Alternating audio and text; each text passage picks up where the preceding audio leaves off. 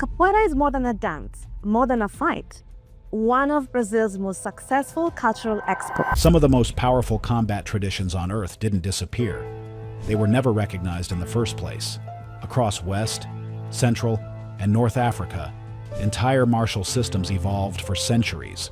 Its history is in spear and shield warfare, so it's how warriors used to prepare for battle. Long before the world coined the phrase martial arts, countless fighting systems were flourishing across Africa, carved into stone, woven into initiation rites, and embedded in the very identity of communities.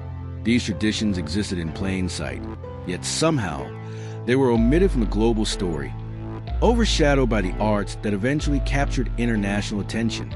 The methods, philosophies, and rituals of these systems were not merely combat techniques. They were a way of life, shaping adulthood, social cohesion, and cultural pride for generations. Despite their depth and sophistication, they remain almost invisible to those outside their regions, ignored by historians and enthusiasts who dictate what counted as real martial arts. This video sets out to uncover the forgotten African martial arts, exploring why they slipped through the cracks of history, who decided which cultures would define global martial arts narratives, and what unfolds when the missing pieces are finally revealed. As we dig deeper, the story becomes undeniably clear. The history we were taught is incomplete. Beneath the surface lies a hidden world of complexity, tradition, and skill, so intricate that most viewers will not see the full picture coming. A subtle tension surrounds these martial systems, a quiet yet unmistakable weight that hints at untold stories waiting to be uncovered.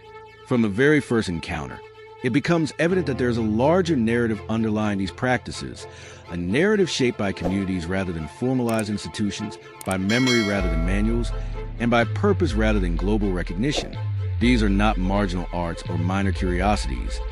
They are systems that define societies, resolve conflicts, and cultivated discipline long before martial arts gained worldwide popularity. As you watch, you will discover fighters who wrap one hand as a spear, while the other becomes a shield.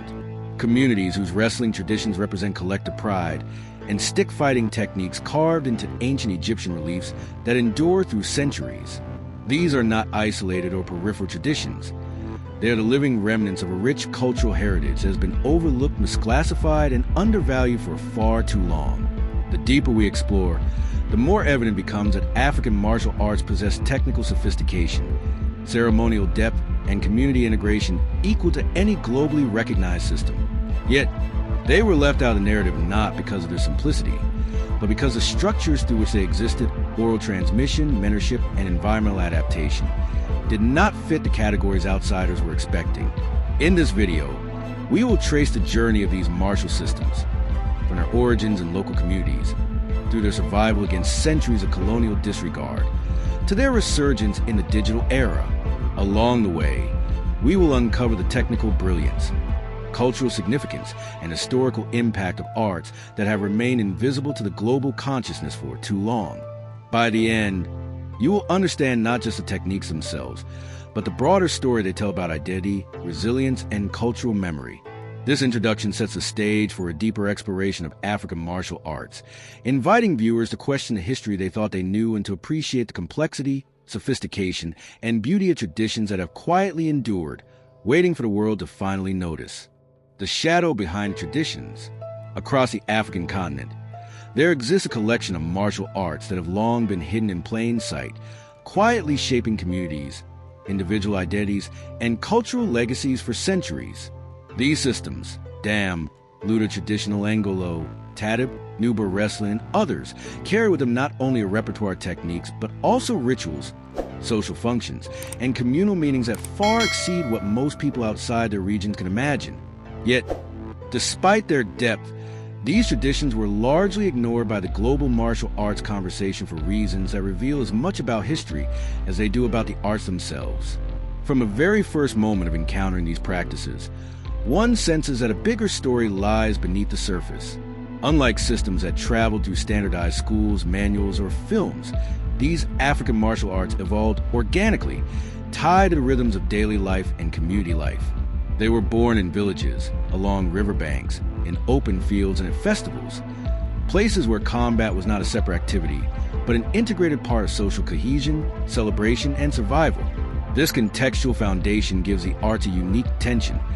Outsiders often perceive them as casual performances or local traditions, while insiders understand them as rigorous systems carrying centuries of knowledge, discipline, and identity. Take, for instance, Dambe, a striking art associated with a house of butchers in West Africa. Fighters wrap one hand tightly, creating a spear capable of delivering devastating short-range strikes, while the other serves as a defensive shield. This is not an arbitrary method. Every movement, stance, and strike arises directly from the daily labor and responsibilities of the community. The Butchers Guild required timing, precision, and coordination, and Dambe transformed these practical skills into a codified combat system passed down through mentorship rather than text. In neighboring regions, Lutte Traditional Wrestling embodies not only physical prowess, but also social identity. Matches are community events, ceremonies that mark the transition from youth to adulthood, and arenas where pride, discipline, and skill intertwine. Each grip, throw, and strategy is infused with social meaning and psychological nuance, forming a technical language as sophisticated as any recognized globally. Travel further south to Angola, and Engolo emerges, a martial art characterized by inverted movements, spinning kicks, and fluid ground transitions. To an outsider, these motions may appear acrobatic or improvisational, but in reality, they are deliberate strategies developed through initiation rites that teach young people balance, agility, and quick decision-making. Engolo's movements also had far-reaching influence, eventually contributing to elements of capoeira in the African diaspora, illustrating how these African systems shape global martial arts indirectly, despite being overlooked at the time. Similarly, Tahtib, a stick-fighting tradition in Egypt, preserves combat methods visible in Old Kingdom carvings. Far from decorative gestures, these sequences encode centuries of strategic understanding, demonstrating a precise and rhythmic approach to striking, blocking, and controlling space. Despite their significance, these arts remained largely invisible to outsiders for centuries. Colonial observers often failed to recognize them as legitimate martial systems because they did not conform to the formal schools, written manuals, and ranking systems that defined martial arts in the global narrative. Wrestling became labeled as sport, stick fighting as performance, and anything without a codified curriculum as informal. The arts themselves did not disappear. They continued to thrive locally, but they were excluded from the records that shaped global awareness. In effect, the silence surrounding these systems was not a reflection of their quality, but a reflection of where observers were looking and what they were expecting to find. The tension around these martial traditions is also deeply cultural. The arts carry the weight of communal identity. Competence in combat was intertwined with status, ritual participation, and social responsibility. For communities practicing these arts, mastery was not merely a matter of personal skill. It represented the continuity of traditions, the survival of social structures, and the reinforcement of cultural values. This embedded significance explains why these systems persisted through centuries without formal documentation, and why they were so easily misunderstood by outsiders who lacked the cultural context to interpret them correctly. Furthermore, the technical complexity of these arts is remarkable. In Dambe, the coordination of hand strikes, footwork, and distance management creates a structured combat language that is only fully understood by practitioners. In Lutte Traditional, pre-match dances serve as tools for assessing balance, timing, and psychological readiness, forming a seamless connection between cultural ritual and martial technique. Engolo's inverted movements, weight transitions, and circular momentum reveal a sophisticated understanding of biomechanics and strategy, long before such concepts were formalized elsewhere. These systems demonstrate that African martial arts were never simple or primitive. They simply existed outside the frameworks that early historians, colonizers, and later global audiences were accustomed to recognizing. In short, the shadow behind these traditions is both literal and metaphorical. It represents a historical oversight that left African martial arts absent from the global narrative, and the invisible yet profound depth of the arts themselves. Understanding them requires more than observing technique. It requires appreciating the social structures, cultural rituals, and environmental factors that gave rise to these systems. Only then does a full picture emerge, a tapestry of skill, identity, and resilience that challenges the assumptions of what martial arts are, where they come from, and who gets to define them. The world these arts grew from To understand why many African martial arts were largely overlooked by global narratives, one must first examine the environments that shaped them. Unlike the highly organized schools and formal dojo systems of Asia, these traditions emerged organically, deeply intertwined with the rhythms of everyday life. Villages, riverbanks, open fields, and festival grounds were not merely backdrops for practice. They were integral to the formation of the arts. Combat training was not an isolated activity. It was woven into work, celebrations, rites of passage, and communal survival strategies. The arts were built for life, not for export, and that distinction profoundly influenced how they were preserved, transmitted, and eventually overlooked. Consider the origins of Dambe, a striking art closely associated with the House of Butchers in West Africa. Long before practitioners ever enter a match, they honed their skills in the Butcher's Guild, where precision, strength, and timing were central to daily labor. The wrapped spear hand and defensive shield hand did not originate as symbolic gestures.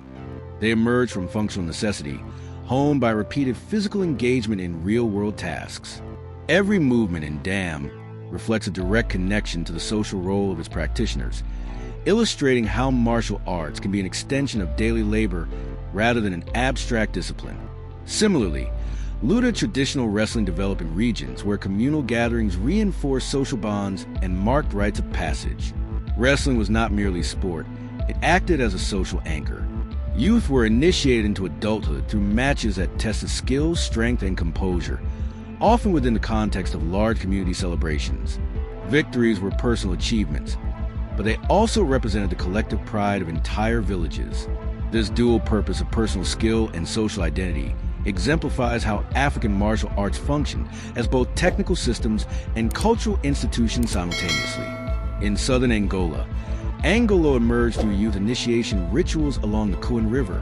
These practices were designed to teach young people balance, agility, and rapid decision-making in challenging environments. The art's characteristic inverted movements, spinning kicks, and ground transitions were not merely acrobatic flourishes. They were adaptive strategies for navigating uneven terrain, controlling space, and defending the community.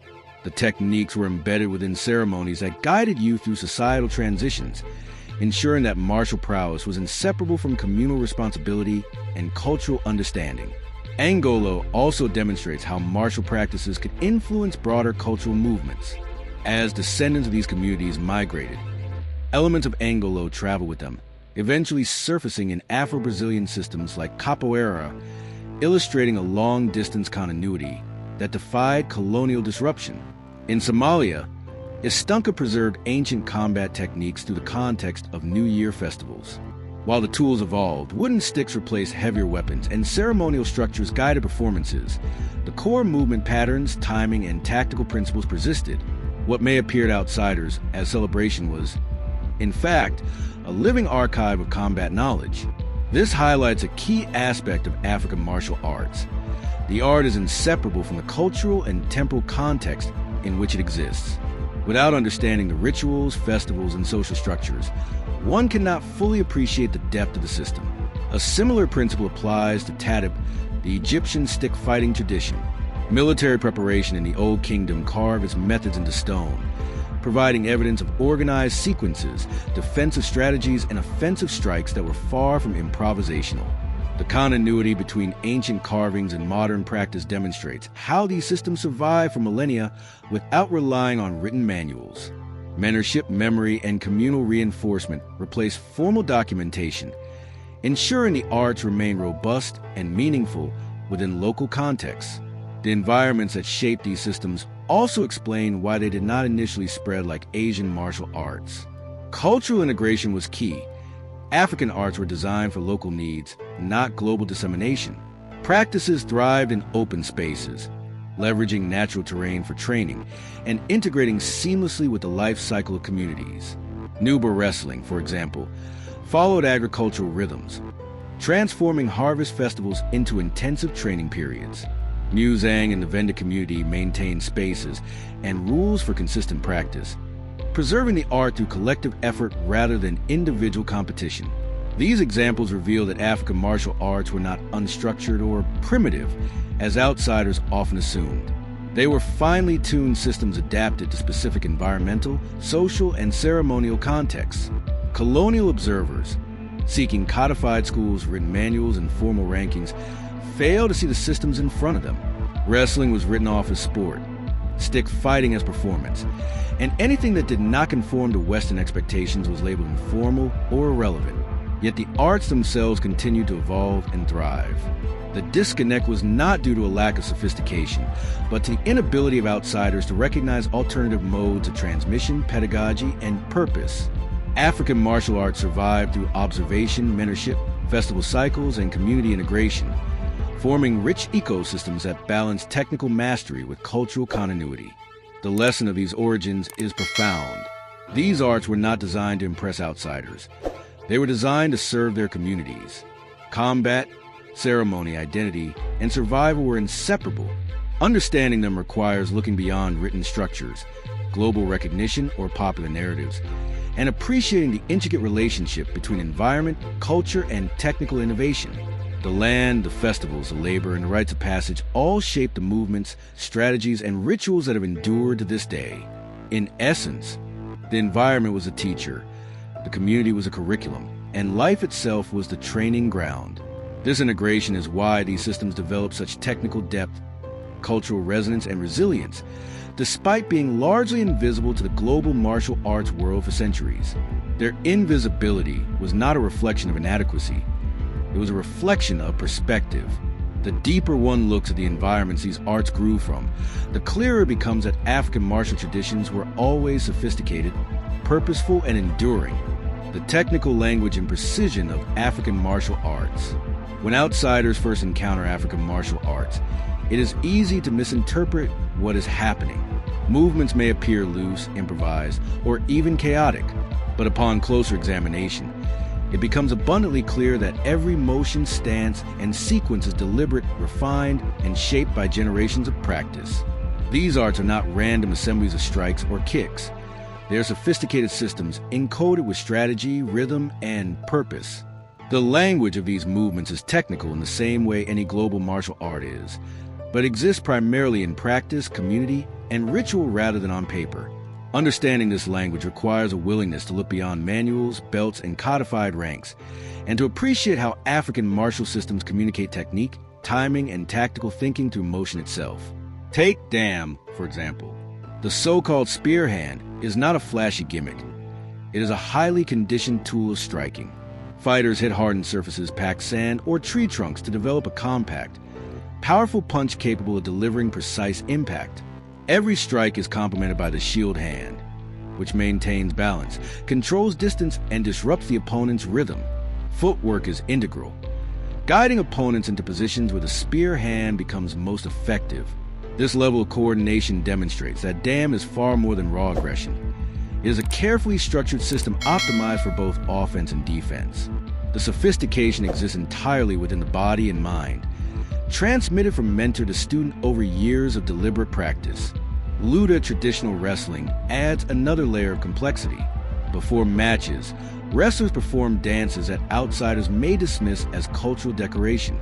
In reality, these movements are a tactical language, allowing competitors to assess their opponent's balance, timing, and psychological state.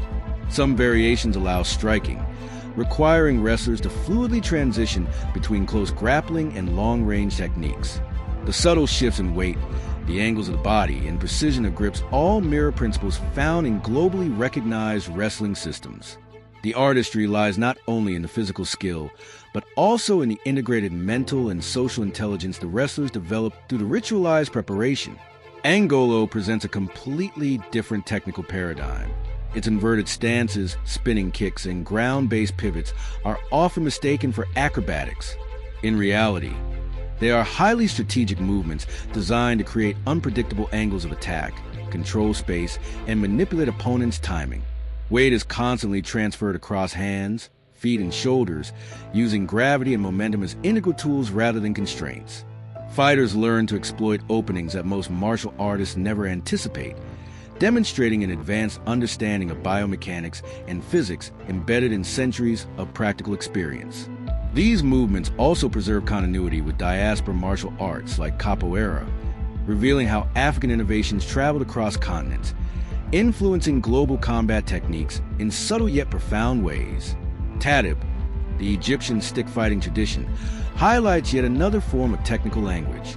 Sequences carved into stone depict precise strikes, blocks, and foot patterns, encoding strategy that survives in modern practice.